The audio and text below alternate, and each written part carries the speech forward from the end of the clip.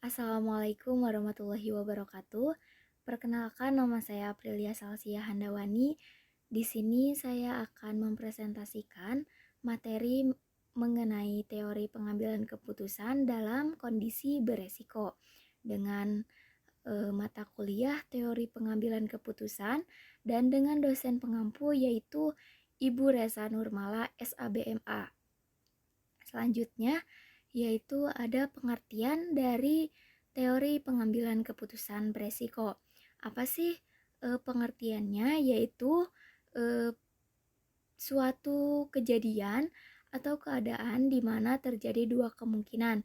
Yang pertama, kita kemungkinan akan mengalami keberhasilan, dan yang kedua, kemungkinan kita akan mengalami kegagalan. Nah, di dalam suatu peristiwa pasti kita akan mengambil sebuah keputusan.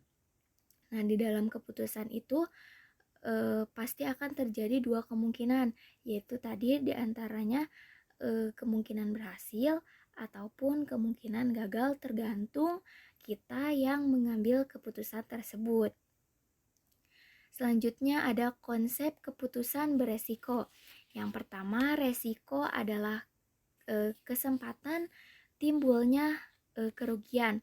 Nah, pasti di dalam suatu resiko itu kita pasti akan mengalami yang namanya kerugian. Nah, yang kedua, resiko adalah ketidakpastian. Nah, sama halnya dengan istilah datang tadi jemput, pulang tadi antar. Nah, sama halnya resiko juga seperti itu. Selanjutnya ada resiko adalah penyimpangan hasil aktual yang dari yang diharapkan. Hasil aktual itu apa sih? Hasil aktual itu merupakan sesuatu yang benar-benar terjadi seperti itu, atau sesuatu yang up to date. Nah, selanjutnya resiko adalah hasil yang berbeda dari hasil yang diharapkan. Seperti misalnya kita mengharapkan hasil yang maksimal, hasil yang baik, tetapi yang kita dapatkan malah hasil yang buruk, seperti itu teman-teman. Nah, selanjutnya ada pengambilan keputusan beresiko dapat terjadi hal-hal sebagai berikut. Yang pertama, terdapat lebih dari satu alternatif tindakan.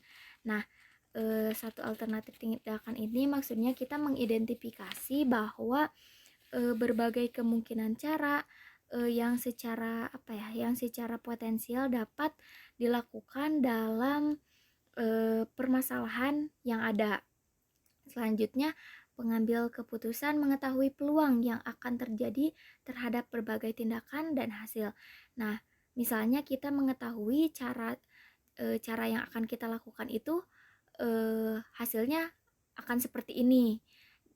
Jadi kita sudah mengetahui gitu, sudah seperti mengetahui cara yang kita lakukan itu, kita akan tahu hasilnya seperti apa, seperti itu.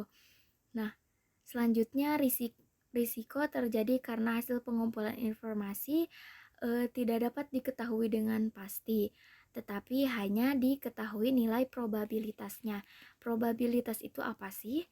Probabilitas itu merupakan suatu peluang atau kemungkinan suatu kejadian.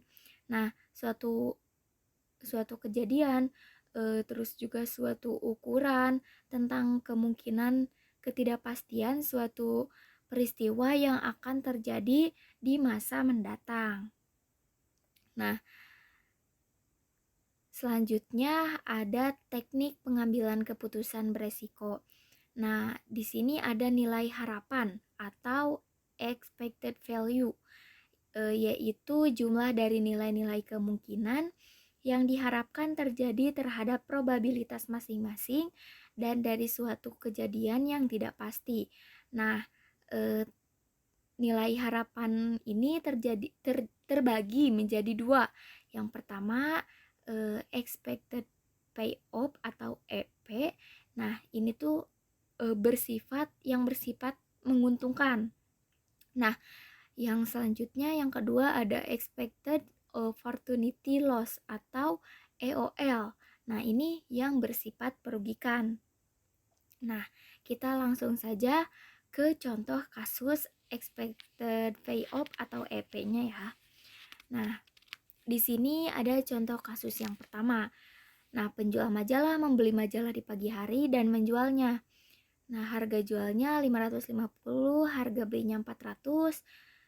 Majalah yang tidak laku di sore hari tidak mempunyai harga. Nah, ini ada catatan penjualannya dan pertanyaannya, berapakah majalah yang harus dibeli setiap harinya agar mendapatkan keuntungan yang optimal. Jadi di sini kita menjelaskan mengenai keuntungannya dulu atau EP-nya ya, yang tadi sudah dijelaskan. Nah, untuk penyelesaiannya yang pertama kita buat tabel payoff. Nah, jadi ini namanya adalah tabel payoff. Nah, tadi ini angka-angkanya dari mana? Kita angka-angka ini dari soal yang tadi. Nah, ini untuk jumlah dan probabilitasnya. Jadi ini P sama dengan 0,10 itu tuh probabilitasnya. Untuk ini pembelian majalahnya, yang alternatif tindakan itu pembelian majalah. Untuk mengisinya seperti apa sih? Kita isi dulu kolom kolom per kolom, antara kolom 10 dengan baris 10, kolom 50 dengan baris 50, kolom 100 dengan baris 100, dan selanjutnya kolom 150 dengan kolom 100 baris 150. Nah, ini hasilnya. Ini tuh perhitungannya seperti apa. Nah, jadi yang tadi seperti saya jelaskan yaitu tentang perhitungan kolom 10 dengan baris 10 yang kita hitung yang sudah saya beri tanda warna merah, yang itu yang jumlahnya 1500, 7500. Nah, jadi untuk cara perhitungannya seperti apa sih?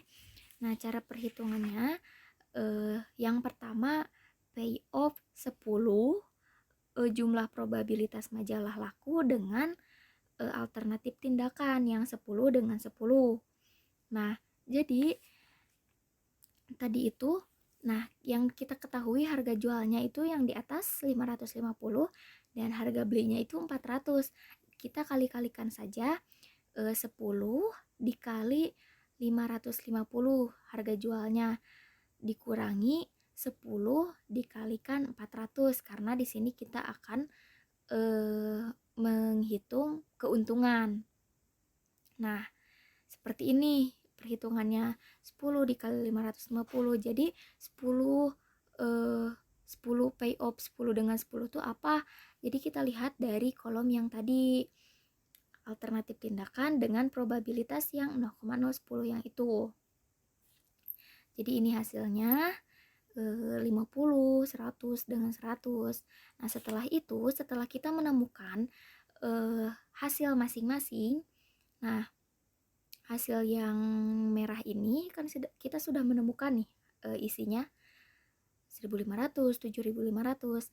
Nah, kita isi dengan kolom berikutnya.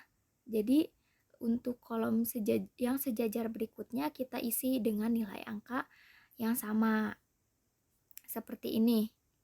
Seperti 1500, kita isi ke pinggir-pinggirnya 1500, 1500, 1500. Nah, begitu pun untuk yang di bawahnya sama. Nah, untuk selanjutnya kita akan menghitung dari kolom probabilitas 10 dengan pembelian majalah 50. Bagaimana sih cara menghitungnya? Perhitungannya sama, cuman kita akan kita mengganti nilainya saja.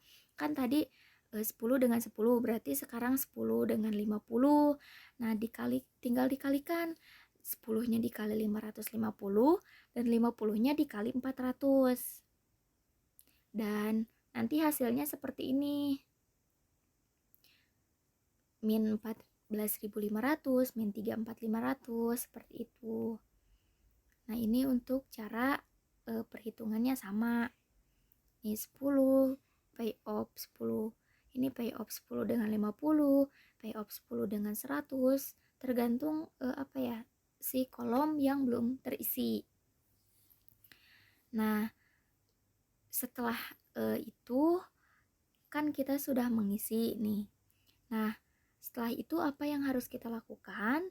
Kita lakukan dengan menambahkan kolom expected payoff. Kolom expected payoff ini yang mana sih? Yang saya beri tanda warna kuning. Nah, itu kan tadi tabelnya hasilnya tadi seperti ini. Nah, belum ada kolom yang tadi diberi tanda warna kuning. Nah, setelah kita sudah mengisi semuanya, baru kita menambahkan kolom expected payoff. Nah, ini tuh dari mana sih? Nah, ini tuh dari sama tadi kita hitung yang 1.500. Nah, cara menghitungnya itu kan untuk mendapatkan expected payoff ini nilai payoff yang tadi dikali probabilitas masing-masing. Maksudnya nilai payoff tuh yang 1.500. Ini dikali dengan 10, 1.500 dikali dengan probabilitas 20, 1.500 dikali dengan probabilitas 30, 1.500 dikali. Nah, begitupun seterusnya. Nanti kita jumlahkan totalnya berapa, hasilnya jadi 1.500. Nah, jadi kita 1.500 ini dikali 10, 1.500 kali 20, dikali 30, dikali 40, terus min 14.500 dikali 10, begitupun seterusnya 7.500 dikali 20, dan sampai seterusnya seperti itu. Dan nanti kita jumlahkan hasilnya dan mendapatlah hasil expected payoff. Nah, dari hasil expected payoff ini kita lihat mana yang terbesar. Nah, seperti ini ya untuk cara menghitungnya. Di antara hasil yang paling terbesar itu yaitu hasil 5.300.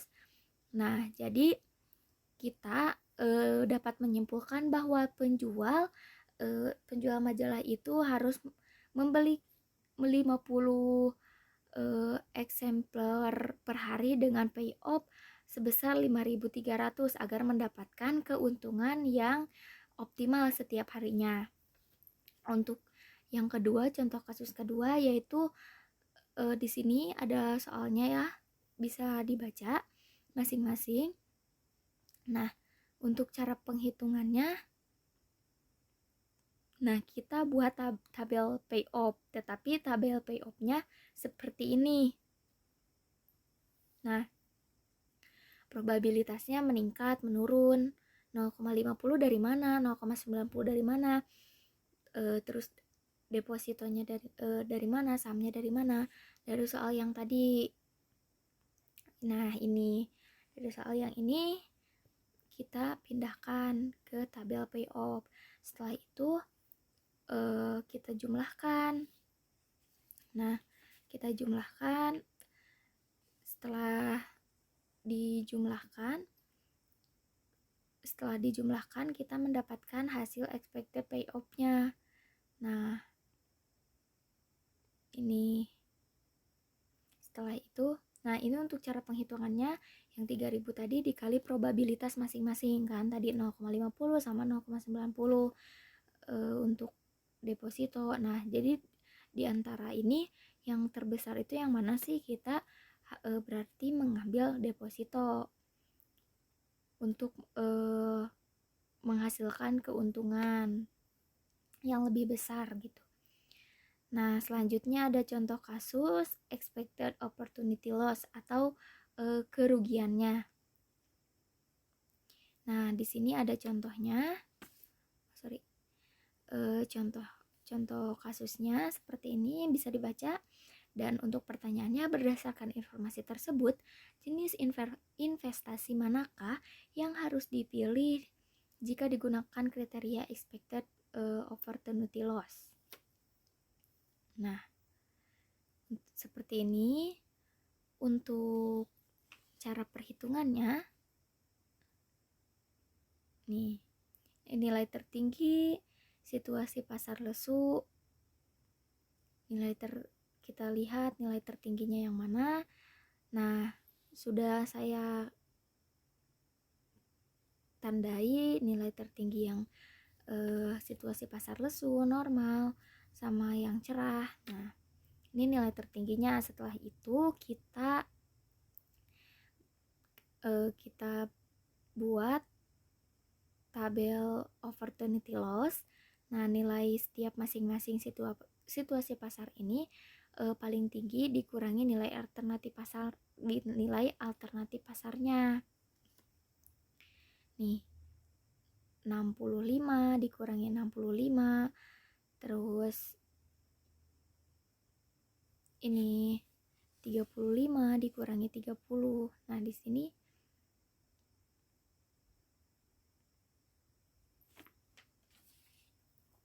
nih, ini untuk cara menghitungnya. Cara menghitungnya EOL yang A 0,015 plus 45 dikali probabilitas 0,30 plus 20.000 dikali 0,55. Nah, hasilnya ini expected payoff. Nah, EOLB, EOLC dari hasil tersebut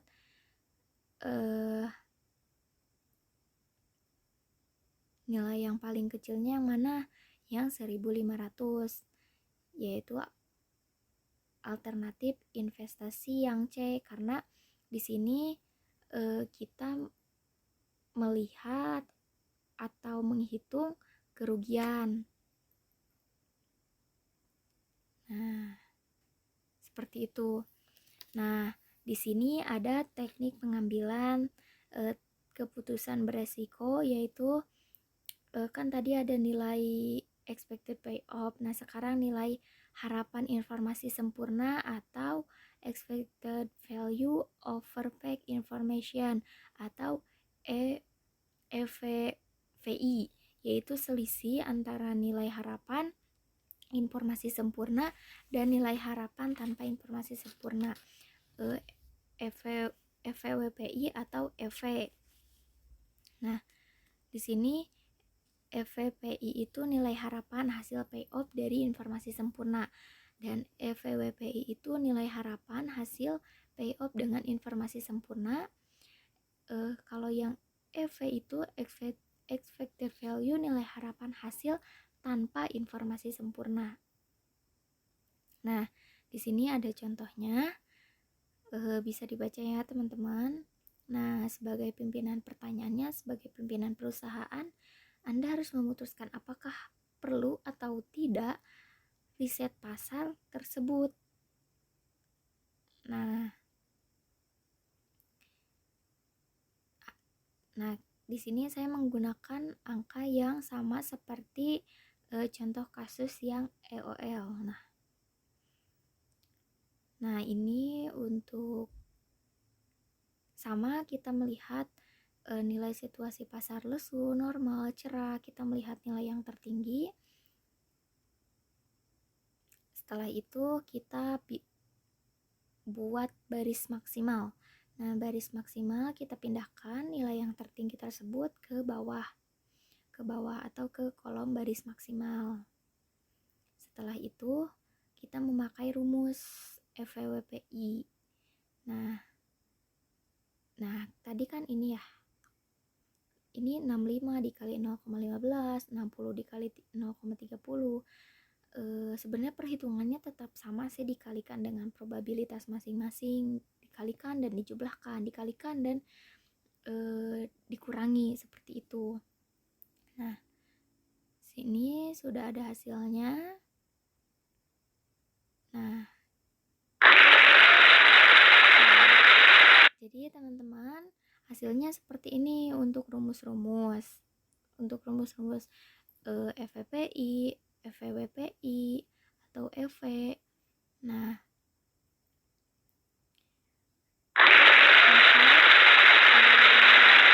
cukup sekian penjelasan materi mengenai pengambilan keputusan beresiko dari saya. Mohon maaf apabila ada yang belum dipahami atau ada yang belum penjelasannya belum sempurna dari saya.